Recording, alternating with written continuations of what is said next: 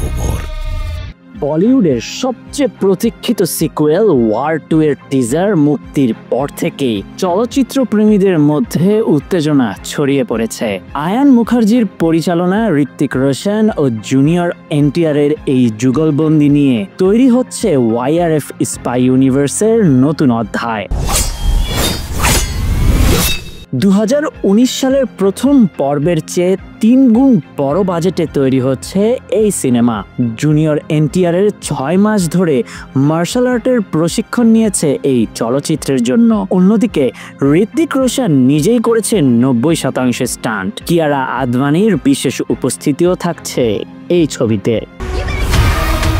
14 August স্বাধীনতা দিবসের সপ্তাহান্তে হিন্দি, তেলুগু ও তামিল ভাষায় মুক্তি পাবে ওয়ার 2।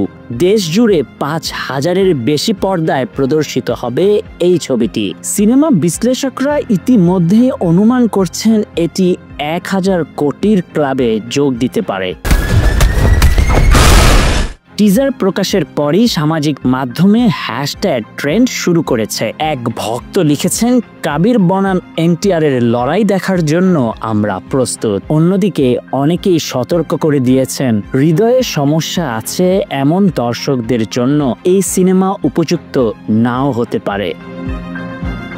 ওয়াইআরএফ স্পাই ইউনিভার্সের ষষ্ঠ চলচ্চিত্র হিসেবে ওয়ার 2 ইতিমধ্যেই বক্স অফিসে নতুন রেকর্ড গড়ার দৌড়ে নামতে চলেছে। প্রশ্ন উঠছে, এটি কি পাঠান ও পুষ্পা 2 এর রেকর্ড ভাঙতে সক্ষম হবে? উত্তর মিলবে আগামী 14 August. Desk report, news now 24।